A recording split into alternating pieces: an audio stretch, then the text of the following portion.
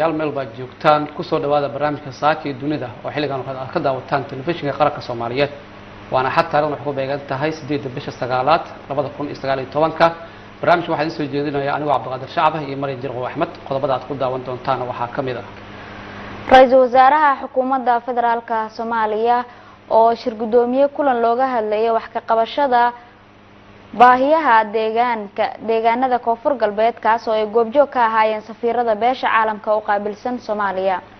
sidoo kale barnaamijka waxaad ku daawan doontaan hadduu Allah u ogolaado Ra'iisul Wasaaraha Xukuumadda Federaalka Soomaaliya oo kulamo goon-goonaha la yeelanayo saaka bulshada qaybaha kala duwan ee bulshada ku nool magaalada Baydhabo iyo waliba mas'uuliyiinta ka tirsan dowlad goboleedka koonfur galbeed Soomaaliya waxaa kale oo aad ku daawan doontaan barnaamijka magaalada Dhuusamareeb waxaa ka socda shirweynaha dib u heshiisiinta bulshada deegaanada Galmudug si loo dhiso dowlad goboleed loo dhan yahay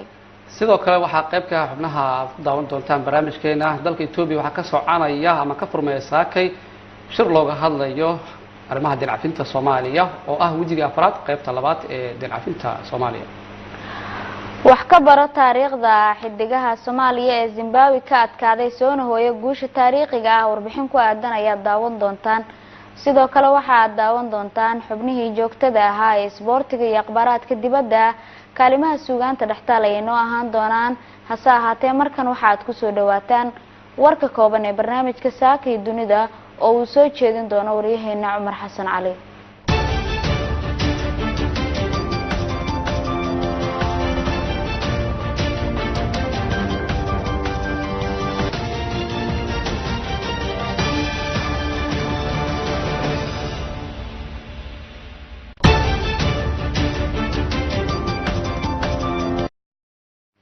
وهاجاك داود waxaan sii guda galeynaa warka kooban ee barnaamijka saaka iyo dunida Ra'iisul Wasaare Xasan Cali Kheyr ayaa magaalada Baydhabo kulan looga hadlayay wax ka qabashada baahiyaha ka jira deegaanada koonfur galbeed kula yeeshay safiirada dalalka caalamka ee Soomaaliya gaar ahaan saaxiibka la ah Soomaaliya iyo wakiilo ka socda hay'adaha caalamiga ee fadhigooda yahay magaalada Muqdisho madaxweynaha koonfur galbeed Cabdicasiis Xasan Laftagareen oo kulanka ku weelinay Ra'iisul Wasaare Kheyr ayaa soo bandhigay qorshayaasha horumarinta bulshada iyo deegaanka ee muhiimka ah in la taageerana ay tahay si loo gaaro horumarka iyo himilooyinka bulshada koonfur galbeed wasaare Kheyr oo qorshaha socdaalkiisa koonfur galbeed uu salka ku hayo horumarinta adeegyada bulshada iyo amniga ayaa safiirada u sheegay in laga maarmaan ay tahay inay ka qayb qaataan qorshaha horumarinta deegaanada koonfur galbeed Soomaaliya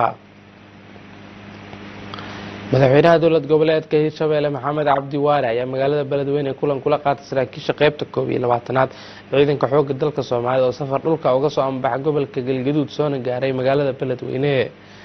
waxaana uu kala hadlay sidii loo xoojin lahaa dagaalka ka dhanka kooxaha argagixisada al-shabaab Cabdicasiis Cabdullaahi Qooje taliyaha qaybta 12aad ee xoogga dalka ayaa xusay in Beledweyne u yimaadeen sidii qaybta 17aad ee xoogga dalka oo halkaasi ka howlgala ay wada qorsheyn lahayn howlgalo cusub oo kooxda al-shabaab looga saarayo deegaanada ay ka joogaan gobolada Hiiraan iyo Galgaduud iyo Mudug waxa uu sheegay in hadda qaybaha ciidanka ee ka howlgala Galmudug iyo Hirshabelle ay xoogeysanayaan taas oo suuro gelinaysa in ay howlgalo baaxad leh wada qaadaan sida uu taliyuhu sheegay ugu dambeyntiina warka dibadda haddii aanu eegno madaxweynaha Mareykanka Donald Trump ayaa waxa uu shaaciyay in dowladdiisa ay joojinayso wadaxaajoodida ay kula jirta kooxda Taliban ee ka dagaalanta waddanka Afghanistan waxaana arrintan ay ka dambeysay markii kooxda ay sheegatay mas'uuliyadda weerar qasaar dhimasho dhaawac geystay oo ka dhacay aagga aadka loo ilaaliyay caasimadda Kabul ee Afghanistan oo ay ku geeriyoodeen askar Mareykan iyo 12 qof oo rayid ah goobta qaraxaasi ka dhacay dhawaan waxa ku yaala safaarada midda Mareykanka ka mid tahay iyo xarunta sirdoonka Afghanistan waxaana xukuumadda Washington ee madaxweyne Trump uu hogaamiyay sheegtay in hadafkooda hadallada ay la lahaayeen Taliban ay tahay in la joojiyo beegsashada danaha Mareykanka ee gudaha Afghanistan balse haddii weeraradaas ay sii socdaan aanay wax micno u soo kordhinaynin wada hadallada u dhaxeeya Taliban iyo dowladda Mareykanka وهاجاك داود يا لوحين تاسين وجود ما هذا ورك كوبان وأتكلم سعودين تفيق قرن كسومالي حرمتي سمك الله مقدشة من كان عندي بدك عليه قيبا كلا إنه جاهر برامج كنا ساك الدنيا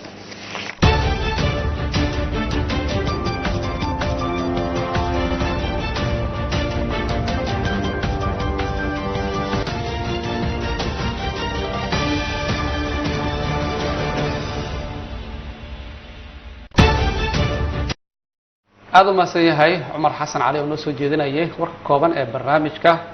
subax wanaagsan ayaa markaan leenahay Soomaaliya meel baa joogtaan maray subax wanaagsan laftigaada wanaagsan Cabdiqaadir qodobka ugu horeeya ee barnaamijka haddii aan inoo soo qabto ra'iisul wasaaraha xukuumadda federaalka Soomaaliya ayaa shir gudoomiyay kulan looga hadlayo wax ka qabashada baahiyaha deegaanada koonfur galbeed ka oo ay goobjoog ka ahaayeen safiirada beesha caalamka u qaabilsan Soomaaliya shirka ayaa ahaa diyaar garowga kulan u dhaxeeya beesha caalamka iyo dawladda Soomaaliya oo ka dhici doona magaalada Muqdisho waxaana lagu gorfeeyay xaaladaha ka jira deegaanada koonfur galbeed oo ay ugu badnaayeen abaaraha iyo biyo yarida warbixin ku aadan waxa ay noo soo jeedinaysaa wariyaheena Nasra Bashiir Cali ra'iisul wasaaraha xukuumadda federaalka Soomaaliya mudane Xasan Cali Khayre ayaa kulan looga hadlayay wax ka qabashada baahiyaha ka jira deegaanada koonfur galbeed waxa uu magaalada Baydhabo kula yeeshay safiirada dalalka saaxiibka la Soomaaliya iyo wakiilada hay'adaha caalamiga ee fadhigoodu yahay magaalada Muqdisho madaxweynaha koonfur galbeed Cabdicasiis Xasan Maxamed Laftagreen oo ra'iisul wasaare Khayre ku weliyay kulanka ayaa ka warbixiyay xaaladaha ka jira koonfur galbeed ee ay muhiimka tahay in wax laga qabto si loo gaaro horumarka iyo himilooyinka bulshada koonfur galbeed higsanayaan ra'iisul wasaare Khayre oo qorshaha socdaalkiisa koonfur galbeed uu saldhig u yahay horumarinta adeegyada bulshada iyo amni ayaa safiirada u sheegay in laga maarmaan tahay inay qayb ka qaataan qorshaha horumarinta koonfur galbeed wakiilada hay'adaha caalamiga ee fadhigoodu yahay magaalada Muqdisho iyo safiirada dalalka saaxiibka la Soomaaliya oo ra'iisul wasaare Khayre ku amaanay dadaalada horumarinta dalka ayaa ballan qaaday inay taageerayaan dawlad goboleedka koonfur galbeed Soomaaliya qorshaha lagu horumarinayo shirka oo ay goobjoog ka ahaayeen wasiirro ka tirsan xukuumadda federaalka Soomaaliya ayaa looga hadlay sidoo kale diyaar garowga shirka iskaashiga Soomaaliya iyo beesha caalamka oo dhawaan Muqdisho ka dhacaya sidoo warbaahinta uu sheegay wasiirka qorsheynta ee xukuumadda federaalka Soomaaliya Jamaal Maxamed Xasan sadarkeeda shirka waxa ka soo qayb galay ra'iisul wasaaraha madaxweynaha dawlad goboleedka koonfur galbeed wasiiro dawladda federaalka ka socday xildhibaano iyo madax ka kala socotay safaaradaha iyo ururada caalamiga ah ee degan Soomaaliya oo hogaaminaya wakiilka xogayaha qaramada midoobay hay'adaha ka wada hadlayna waxay ahayd sida ka muuqata waxa soo socda shirkii la isugu imaanay Soomaaliya beesha caalamka ku shirayeen xamar bisha dambe hadii alla idma bilowgeeda marka wax la isugu yimi bal in kala warqaato diyaar garowga shirka meesha wax marayaan waxa loo baahan yahay la qabto shirka ka hor iyo xog waraysi guud iyo sidii la yeeli lahaa arrimahaas laga wada hadlayay meesha marayso arrimaha security-ga arrimaha dhaqaalaha arrimaha daan cafiska arrimo badan oo naga wada dhaxayaan ka shaqeynay bariyahan ayaan ka wada hadalay si fiican baa noogu soo dhamaaday xaaladda koonfur galbeed warbixin fiican ka bixin madaxweynuhu iyo ra'iisul wasaaraha iyo arrimaha soo aragnay dhamaanteeyo arrimaha loo baahan la qabto iyo qaybta horumarinta iyo gargaarka marka runtii waxa shir aad u fiican xog wareystay safaarada badan hadleen wasiirada hadleen wax fiican ka soo baxeen marka insha Allah waxaan rajaynaynaa shirka weyn soo socda iyo shirarka soo socda Soomaaliya oo kamid ah kan qaramada midoobay madaxweynuhu aadayo in wax fiican ka soo baxaan dalad madaxweynaha koonfur galbeed Cabdicasiis waxa uu soo bandhigay waxyaalaha u baahan yahay gobolka laga qabto codsin uu soo jeediyay waxa la qabto deegaanka oo u baahan runtii shaqooyin badan oo dhinaca horumarinta iyo dhinaca gargaarka marka warbixintii waa la dhageystay annagana waa taageernay insha Allah waxaan rajaynaynaa in wax badan la qaban doono dalad Nasra Bashiir Cali warbaahinta qaranka Baydhabo Nasra Bashiir Cali oo warbixintaasi inoo soo deenaysay waa ay maasan tahay waxa aad daawanaysaa barnaamijka saaka ee dunida qaybihii hore ee barnaamijka aynu ku guda jirnaa Cabdiqaadir oo maxay noo xiga waa maasan tahay saakay magaalada Baydhabo waxa ka soconaya kulamo gogoon oo la yeelanayo wasaaraha xukuumadda federaalka Soomaaliya iyo waliba mas'uuliyiinta ka tirsan dawlad goboleedka koonfur galbeed Soomaaliya waxaana qadka si toos ah magaalada Baydhabo ugu jiro haatan wariyahayga inooga soo warrama magaaladaasi Siraaji Sheekh Siraaji hadii ay maqasho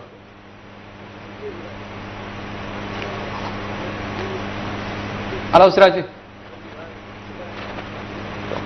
waan ku xulnahay waa ismaqlanahay balse markaan waan ku soo laaban doonaa qodobkaas Ethiopia dalka Ethiopia waxa ka furmaysaa kay shir looga hadlayo barnaamijka dinacafinta Soomaaliya waliba qaybtiisa afaraad wajigiisa labaad iyadoo wafdi hogaaminayo wasiirka maaliyadda xukuumadda federaalka Soomaaliya Dr. Cabdiraxmaan Ducaale Beyle lagu wada in halkaas gaaraan hadalkan ayuuna ka sheegay wasiirka kulan abaalmarin lagu siinaya hay'adda taaj ama xawaalada taaj aan ilaahay ay ku guuleysatay xawaalada ugu fiican ee qaaradda Afrika oo shalay lagu qabtay magaalada Muqdisho. waxaan tegaynaa Addis Ababa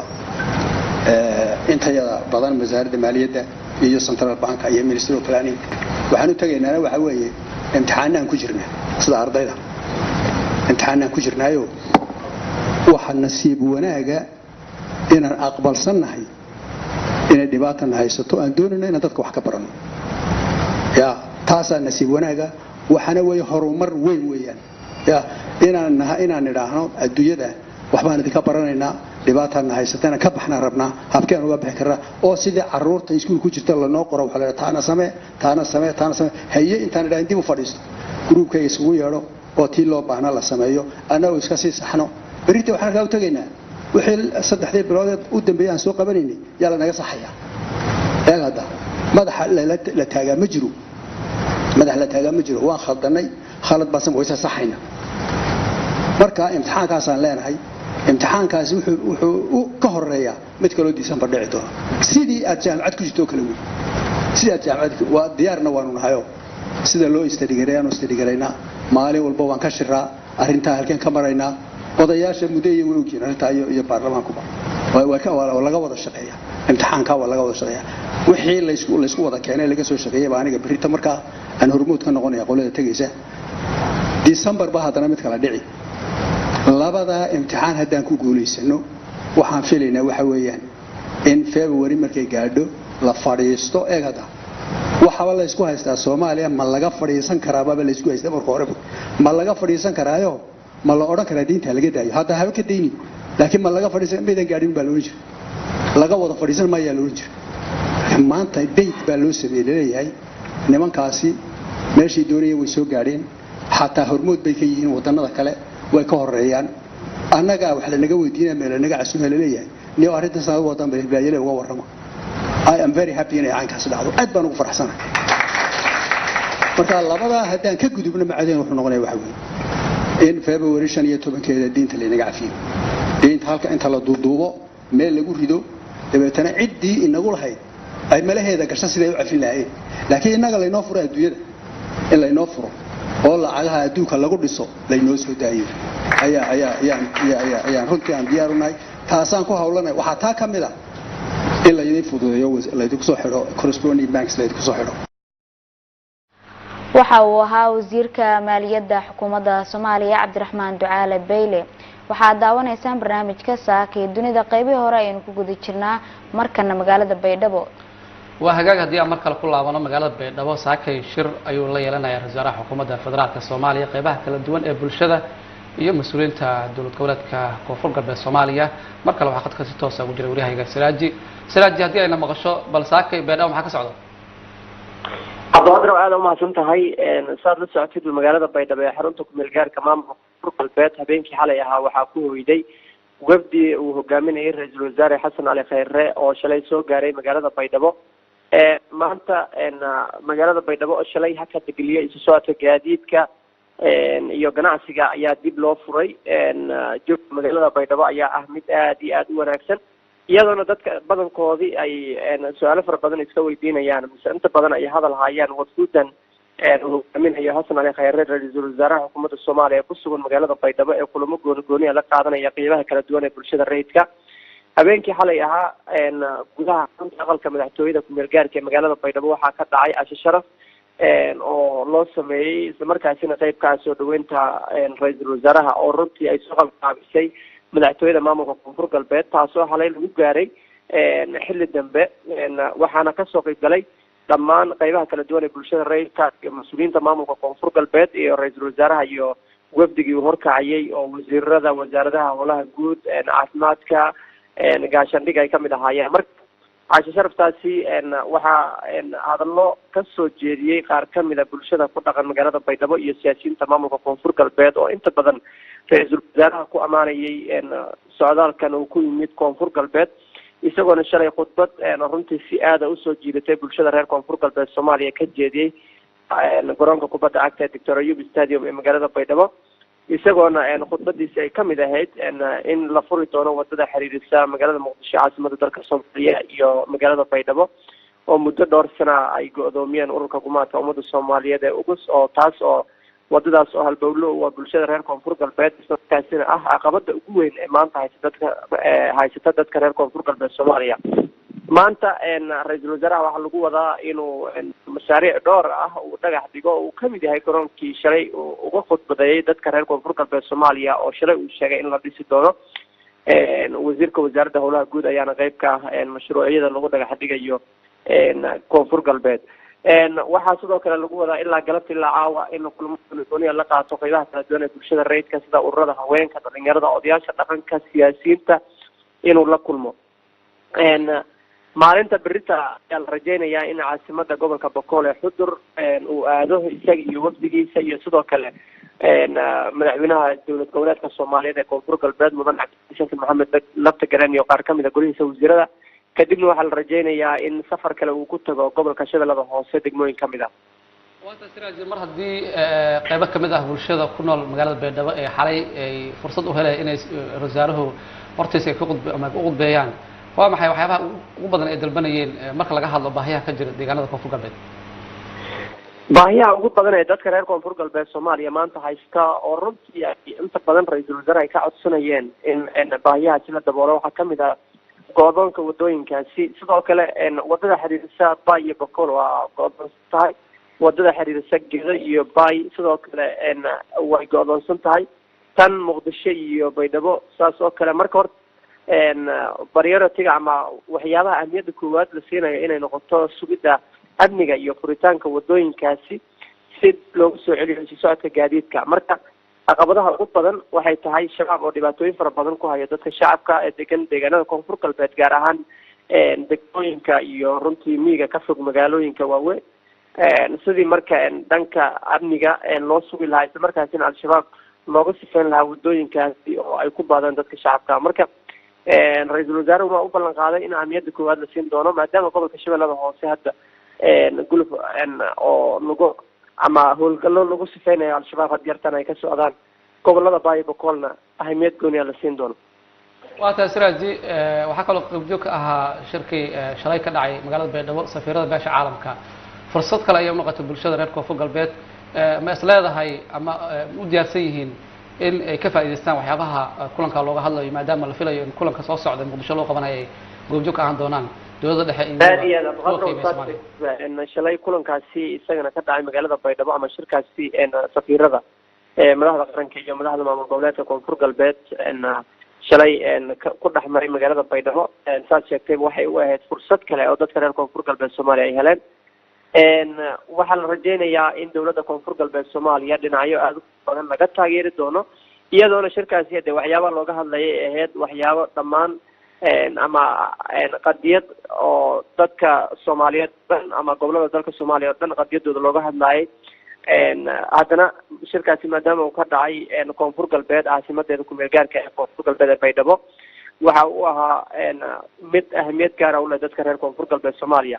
koonfur galbeed maanta dowladeeda waa mid aad iyo aad u shaqeynayso sidoo shalay uu sheegay mudane Xasan Ali Khayre iyo qaabka loogu soo dhaweeyay isla markaasina dadka reer koonfur galbeed ay yihiin dad u hamuun qaba isla markaasina jecel dowladnimada. keliya dhibaatada haysato waxay tahay dhanka amniga oo degmooyin qaar oo xilligan ay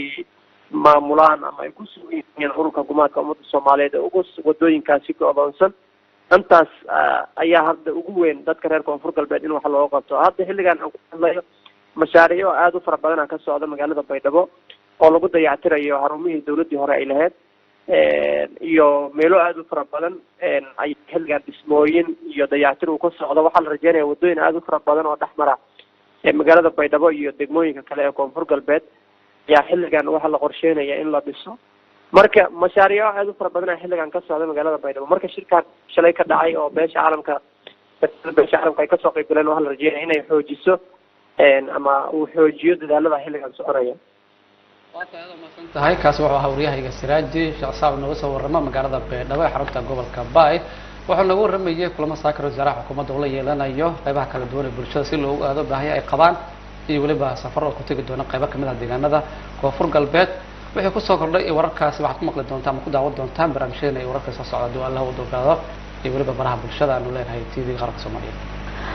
wasiirka boostada iyo isgaarsiinta xukuumadda Soomaaliya ayaa sheegay in sharciga caalamiga ah lala tiigsanayo ciidamada Kenya ee burburinta ku haya xarumaha shirkadaha isgaarsiinta ee Soomaaliyeed. wasiir Cabdi Canshuur Xasan ayaa sheegay in aan la aqbali karin burburinta hantida bulshada Soomaaliyeed, dawladuna ay ka shaqeynayso xil iska saaridda hantida Soomaalida. waxaana ka mid ahaa hadaladiisii. maanta waa marxalad kale oo sidoo kale dhiiranaasho uga baahan shirkadaha isgaarsiinta dalka. waxaan mar kale lagu kala ammaani doonaa lagu abaalmarin doonaa sida loo raaco sharciga dalka loogana qayb gala hirgelinta sharciga isgaarsiinta, daryeelka xuquuqda macaamiisha, tayeynta iyo baahinta adeegyada. waxaan idin leeyahay hambalyo adinka iyo shirkadda aad bahawadaagta tihiin ee Hormuud. dalkeena waxa uu leeyahay sharci isgaarsiin oo dhaqangal ah, xeer nidaamyaal dhammaystiran oo isgaarsiinta, nidaam ruqsad bixin oo la shuruudo iyo waajibaad. sidoo kale waxaa dhowaan la sameeyay xeer nidaamye oo nidaamin doona lacagaha la iskugu diro mobilka ama telefoonada oo ka shaqeynayo bangiga dhexe ee dalka. waxaan si gaar ah ugu ammaanayaa uguna mahad celinayaa shirkadda Hormuud sida wanaagsan ay noogala shaqeyso dhammaan hirgelinta iyo ku dhaqanka shuruucdaas oo dhan. shirkadda Hormuud waxa ay shaqaalaysiisaa kumanaan dhalinyaro Soomaaliyeed ah sidii hadda gudoomiyaha shirkadda uu noo sheegay. waxa ay lafdhabar u tahay howlaha samafal ee dalka ka socda, ha ahaato mar ay bixiyaan dhaqaale tabarucaad ah ama ay u fududeen ama gaarsiiyaan dhaqaale kale oo loo wado ummad Soomaaliyeed oo aad ugu baahan. Hormuud waxa ay bixisaa adeeg muhiim ah oo isgaarsiin iyo maaliyadeed oo ay malaayiin shacab Soomaaliyeed ku tiirsan yihiin. shirkadda Hormuud waa cashuur bixiye sharfan. shirkadda Hormuud waa ganacsato ku ammaanan maalgelinta ay dalku ku sameeyeen. shirkadda Hormuud waa hal abuurayaal fikrado iyo adeegyo cusub xuriya horumarna u ah Hormuudna u ah horumarinta isgaarsiinta iyo tiknoolajiyada dalka. haddaba waxaan rabaa in bulshada Soomaaliyeed ogaato in weerar kasta ha ahaado mid ciidan ama af lagu qaado shirkadaheena isgaarsiinta ay yihiin weerar lagu qaaday shacbiga Soomaaliyeed. si gaar ahna weerarkaas loogu qaaday kaabayaasha muhiimka u ah noloshooda iyo dhaqaalahooda. waxaan si gaar ah ku cambaaraynayaa mar kale xadgudubyada loo geysto xarumaha shirkadda Hormuud iyo shirkadaha kale ee Somtel iyo Amtel ee gobolada Jubbooyinka iyo Gedo oo ugu dambeeyay weerarkii Caws Qurun ee bishii hore ee soo dhaafnay. waxaan idinku wargelinayaa in ay dawladdu wado baaritaan la xiriira xadgudubyadan oo dhan. waxaan idiin ballan qaadaynaa in lagula xisaabtami doono cid kasta oo mas'uuliyadda yeelato, annaga oo raacayna hababka diblomaasiyadeed iyo qaanuuneed ee laga maarmaanka u ah. dhinaca kale waxaan shacbiga Soomaaliyeed horey ugu sheegnay in la isku furi doono iswicitaanka telefoonada dalka. waxaan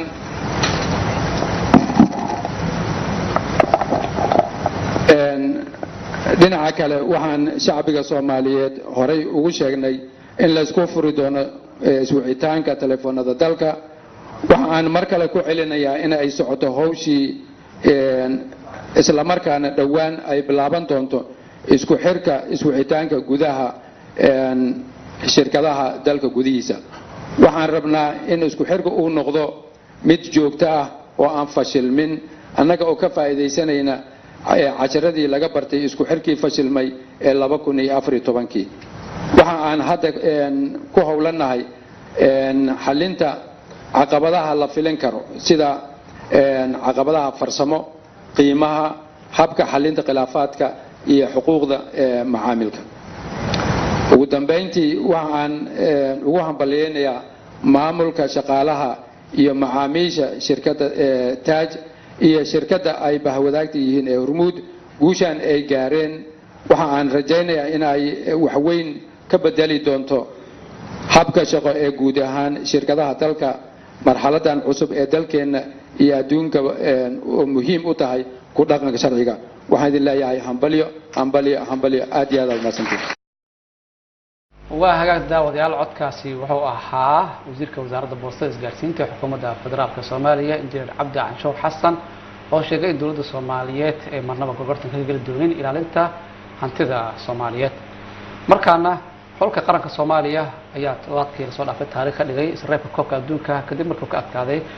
dalka Zimbabwe oo 1-0 u adkaaday.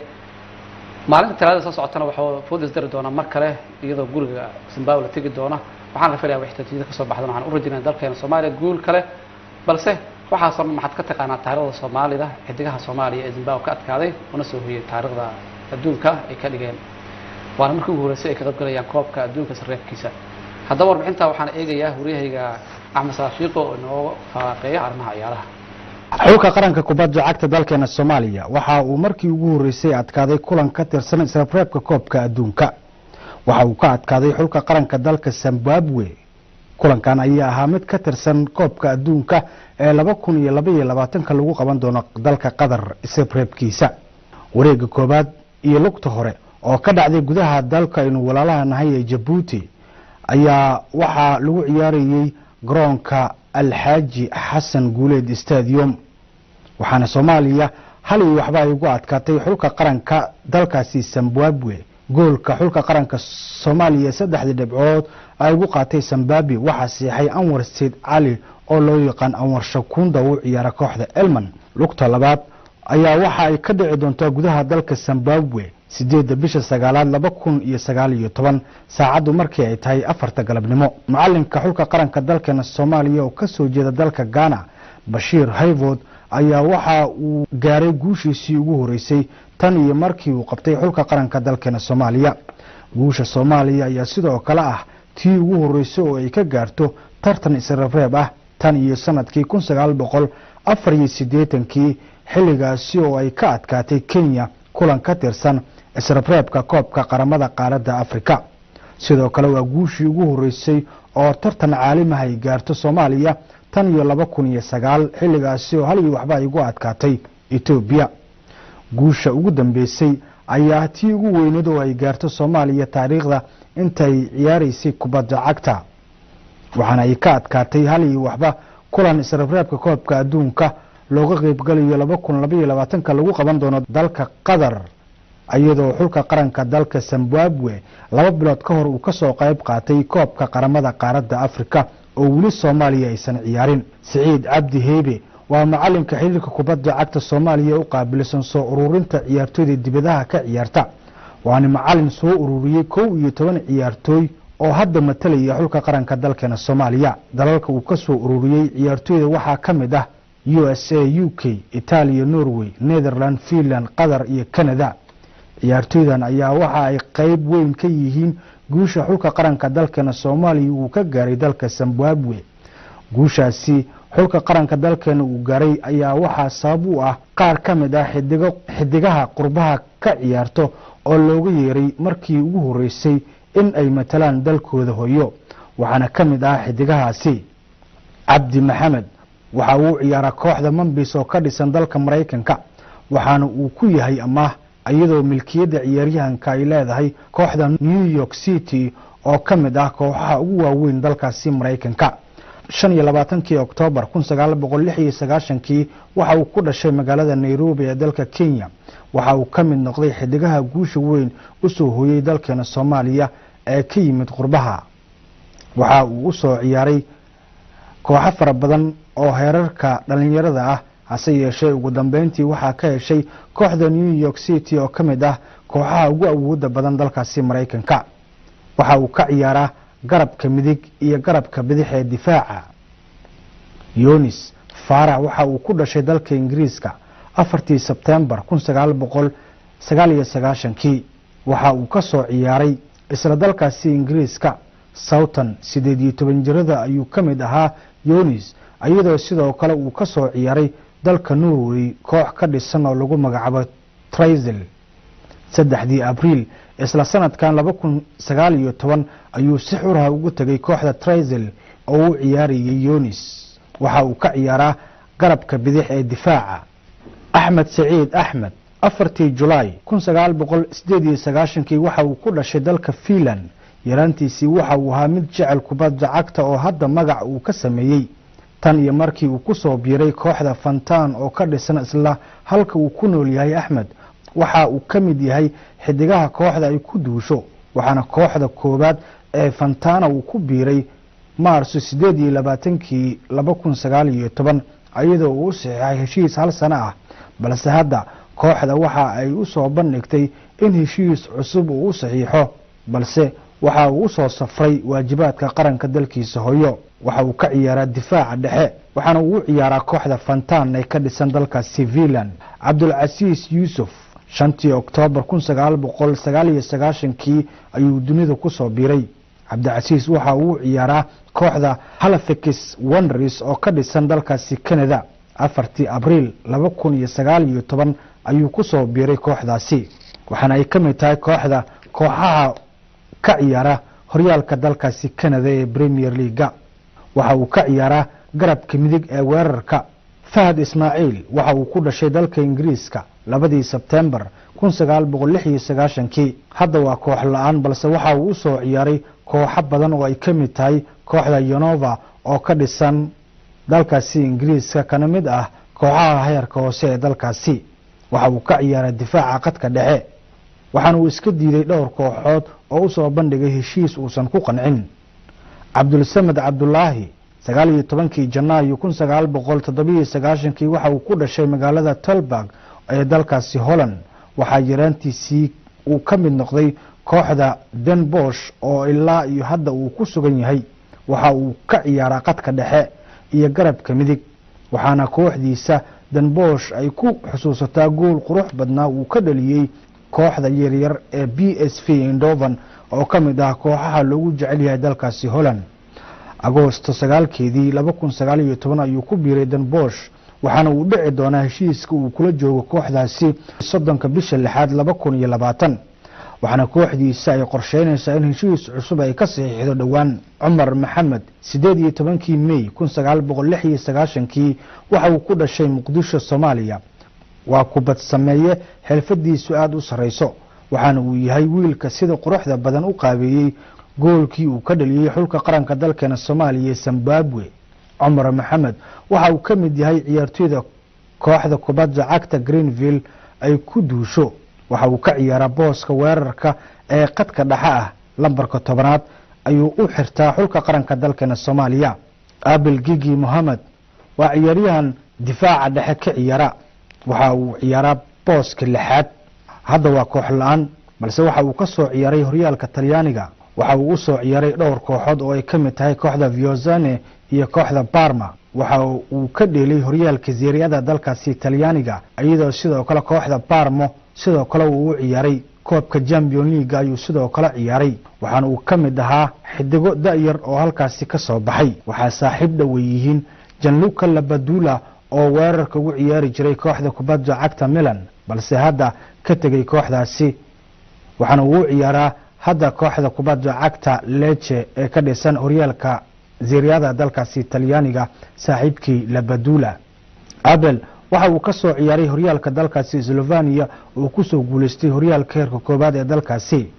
waxa uu ku soo laabtay isla gudaha dalka Talyaaniga oo uu soo ciyaaray ilaa iyo 6 kooxood oo ka dhisan halkaasi. Axmed Cali Maxamed waa kabtanka xulka qaranka dalkeena Soomaaliya, xidigaha hadda u matalaya ayuuna hoggaan u yahay, waana kabtankii ugu horeeyay ee Soomaaliya ku hogaamiya inay adkaato markii ugu horeysay kulan ka tirsan isreebreebka koobka adduunka. sawirkeedii muuqda waxaa ku weeliyay walaalkii Maxamuud Cali Maxamed. waa 2 wiil oo walaalo ah una saftay xulka qaranka dalkeena Soomaaliya. kabtanka waxa uu ka ciyaaraa koox lagu magacaabo The Pearl oo ka dhisan dalkaasi Qatar, waxaana uu ka mid yahay xidigaha guusha lama iloobaanka u soo hooyay xulka qaranka kubadda cagta dalkeena Soomaaliya oo ka adkaaday xulka qaranka dalka Zimbabwe oo ka mid ahaa dalalkii ka qayb qaatay 2 bilood ka hor koobka qaramada qaaradda Afrika oo lagu qabtay dalkaasi Masar. hase yeeshee Soomaaliya ayaa ka adkaatay xulka qaranka dalkaasi Zimbabwe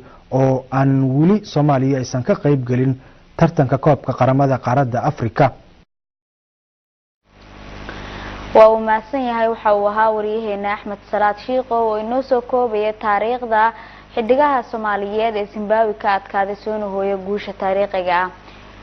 wasiirka ganacsiga iyo warshadaha dawladda Soomaaliya ayaa kulan Ankara kula qaatay dhigiisa dalka Turkiga iyo hay'ado kala duwan oo ay ka wada hadleen horumarinta iskaashiga ganacsiga Soomaaliya. waxaa warbixin ku aadan inoo soo jeedinaya wariyaheena Axmed Cabduqaadir Ismaaciil Axmed Darwiish. wafdi uu hogaaminayay wasiirka ganacsiga iyo warshadaha dawladda federaalka Soomaaliya Cabdullaahi Cali Xasan oo magaalo xeebeedka Izmir ee dalka Turkiga uga qayb galay shirweynaha bandhigga ganacsiga 88aad oo ay martigeliso magaalada Izmir ayaa kulan gaar ah la yeeshay wasiirka ganacsiga ee dalka Turkiga Rosan Bekcan. sidoo kale wafdiga wasiirka oo ay qayb ka ahaayeen safiirka Soomaaliya ee dalka Turkiga iyo mas'uuliyiin ka socday rugta ganacsiga Soomaaliya ayaa waxay kulamo gaar ah la yeesheen madaxda hay'adda DEEC oo Turkiga u qaabilsan horumarinta dhaqaalaha dibadda. waxaana ka warbixiyay safiirka Soomaaliya ee dalka Turkiga Jaamac Cabdullaahi Caydiid. kasokow carwada aanu ka soo qayb galay dawlad ahaan uga soo qayb galay waxaanu maanta si gaar ah ula shirnay oo shir gaar ah la galay oo laba geesood ah wasiiradda ganacsiga ee Turkiga oo aanu ka wada hadalay wafdigii wasiirka ay ka wada hadleen xiriirka labada wadan ee dhinaca dhaqaalaha heshiisyo dhex yaalay horey loo galay ilaa 2016 la galayay oo tobaneeyo ka badan oo sidii loo hirgelin lahaa laga hadlay heshiisyo hadda qabyo ah oo gorgortan ku jira oo ugu weyn yahay heshiiska TEBA oo ah Trade Economic Partnership Agreement oo saamaxaya haddii lagu guuleysto haddii la saxeexo oo la approve gareeyo rugta ganacsiga Soomaaliya ay wada galeen sidii loo hirgelin lahaa sidii carwooyin loo wada qaban lahaa sidii laftigooda heshiisyada hore ee labada wadan galeen ay u dardargelin lahaayeen si ganacsatadooda aan u bari lahayn dalka Soomaaliya si ay u maalgashadaan. guud ahaan waxaan ku qiimeyn karaa safarkii wasiirku ku yimi Izmir inuu ahaa safar guul ah oo albaabo badan furay oo ganacsato badan oo Turkiga aanu aragnay wadamo badan oo kale oo carwadan ka soo qayb galay oo Asia sida China, Hindiya, kuwa badan oo Europe ka yimi,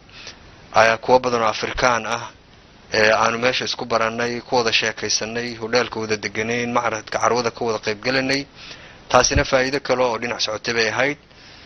wafdiga wasiirka ganacsiga ee ka qayb galay shirweynaha bandhigga ganacsiga 88aad ee Izmir oo ay soo qaban qaabisay wasaaradda ganacsiga ee dalka Turkiga ayaa horey kulamo ula yeeshay rugta ganacsiga ee magaalada Izmir iyo mas'uuliyiin kala duwan. Axmed Cabduqaadir Ismaaciil Axmed Darwiish magaalada Izmir. waa uu mahadsan yahay wariyaheena Axmed Salaad Shiiqo oo warbixintaasi inoo soo koobayay. waxaad daawanaysaan barnaamijka saaka ee dunida telefishinka qaranka Soomaaliyeed qaybihii dhexe ee barnaamijka ayaynu ku guda jirnaa markana aynu ku yaranasano mid kamid ah kaalimaha suugaanta iyo dhanka farsamada.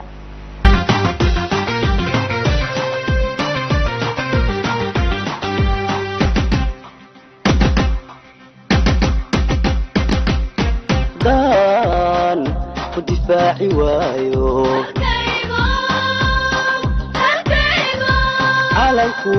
calanku igu diirsan waayo haddii dibadiyo gudaha kumaystee kusoo damacsho dalkaygo dhiigayga darta u daadin haddaan ku difaaci waayo calanku igu diirsan waayo haddii dibadiyo gudaha kumaystee kusoo damacsho dalkaygo dhiigayga darta u daadin